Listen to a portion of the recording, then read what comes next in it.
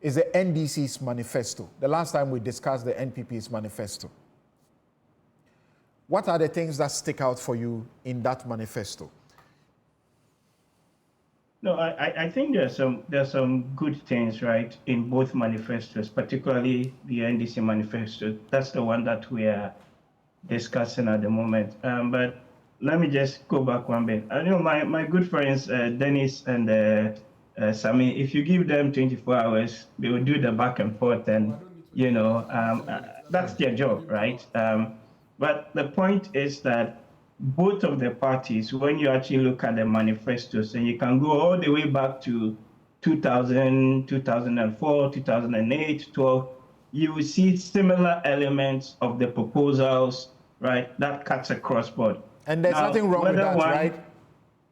No, there's nothing wrong with that. It also speaks to the fact that we have systemic issues that need to be addressed. And the approach could be different, of course, but the fact that you actually have recognized them in both manifestos, I think it's a good thing. Of course, they would want to make the political capital out of it. Who came out with the proposal first? And for me, and where I sit, it's relatively immaterial in the grand scheme, of things. The arguments, can continue. But the important thing for me is whether you take NDC manifesto, you take MPP manifesto, how do these things really speak to addressing the two biggest issues that we face today, the economy and the issue of jobs? And the fact that in manifestos that we've had in the past, you have pockets of interventions, things that come in, but they are not connected to each other. These interventions are even not sequenced. So how do you even prioritize one over the other? Because the results that we've got at the end of the day today is that more Ghanaians, like I said, are poorer today than they were, right, 10 years ago. You can look at the poverty statistics. You can look at the inequality statistics. We, myself, even, and others, keep trumpeting this economic growth, inflation, and other, macroeconomic numbers. They are good, but they are not the end of itself. It's got to be connected to the issues of creating good, distant, sustainable jobs. And to the extent then that either of the manifestos now speak about the structural issues that this economy faces, that is what really, for me, matters at the end of the day. So both talk about the macro issues. The NDC, you asked me about high-level things. They talk about the 24-hour economy proposal, and I have said earlier on other platforms that I think it's a credible proposal. There are things that need to be done to make it work in terms of the incentives that you give, how you then, boost productivity within the agri, within manufacturing, and get the idle factories going, and all of those things that really need to make this happen. So it's not for me the slogan, it's actually more the substance, the how of that which would be delivered, and the important thing, having a mechanism to actually track the progress on that with how that leads into creating the jobs. Because my worry in all of this, and you see similar things in the NPP manifesto as well, they talk about industrialization and things around that and getting the economy to work, consistently. The thing is that we have had different bits of these interventions all over the place.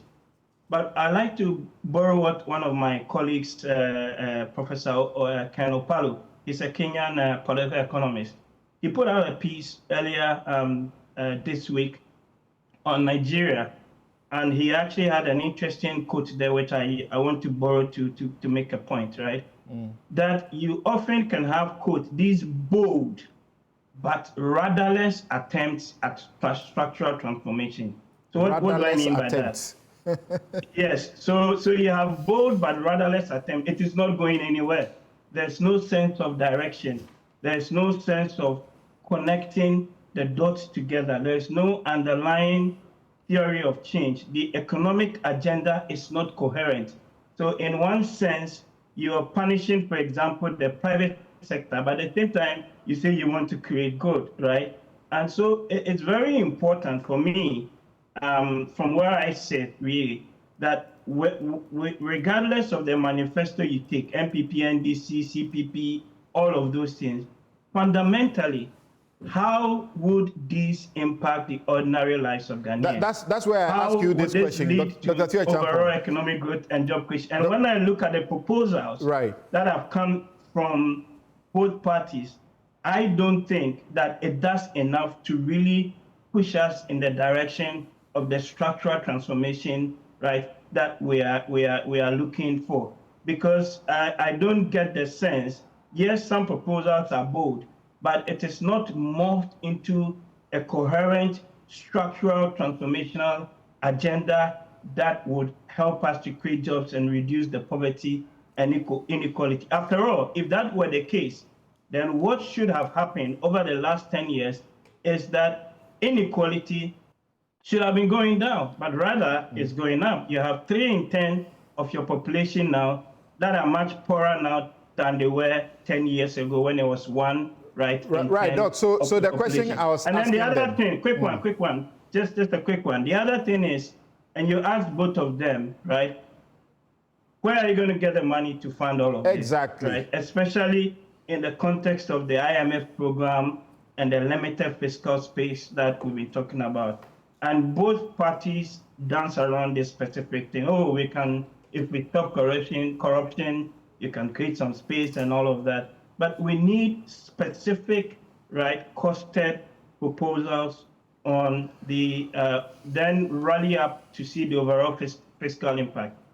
Let me just give a quick example of that. Take the free primary healthcare proposal that the NDC is coming up with, right? I think the World Health Organization has got a document that talks about lower middle income countries. Now, on average, you need about, what, $40, $60. So let's round it up, $50 per person per year in a lower middle income country to meet your free, right, primary healthcare needs.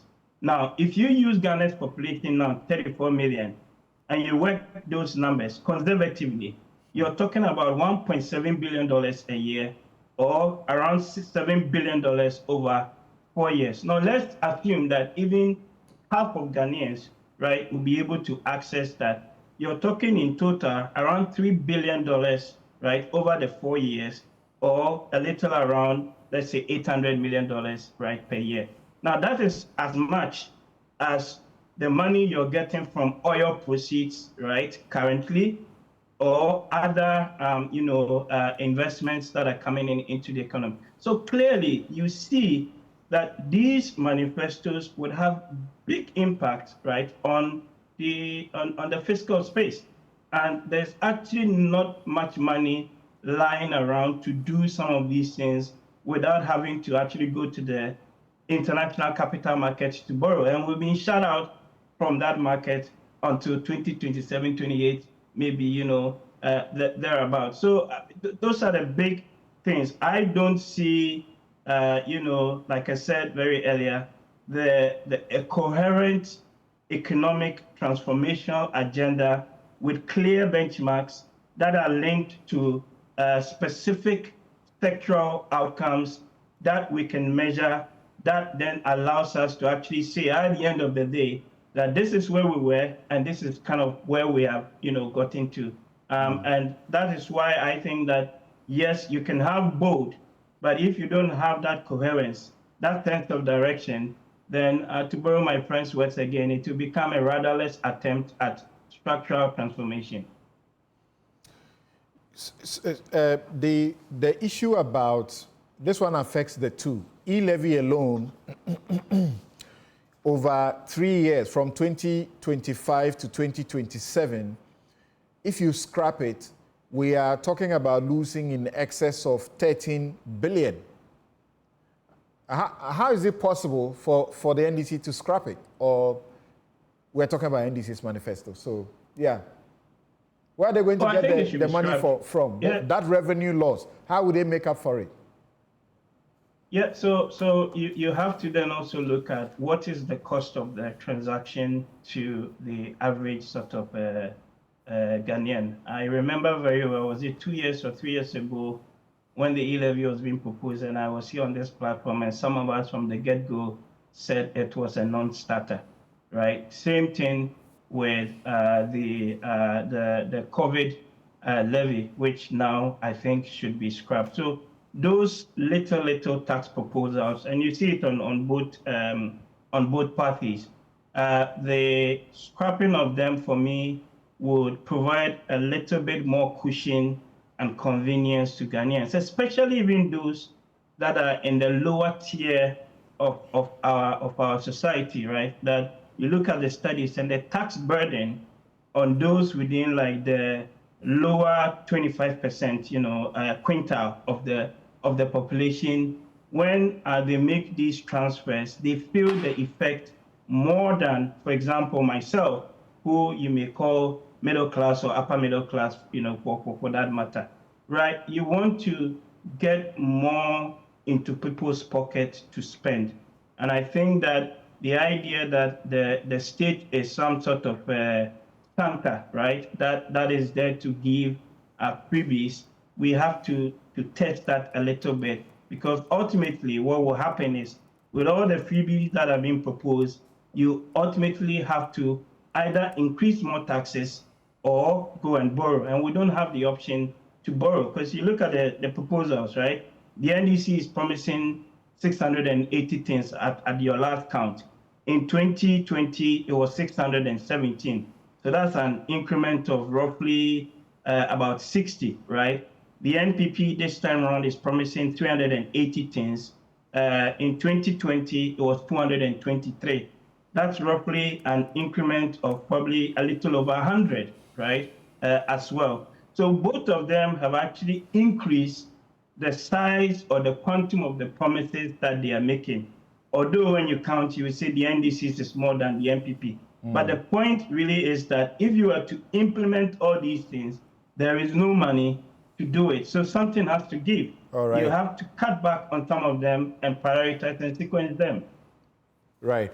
Okay, so the whip is on me to cut this now, because we have done just more than the time can allow us. Dr. Theo Acheampong, stay on there. We'll take a break and return.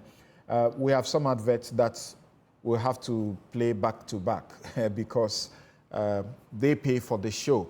But I will take the break on this note.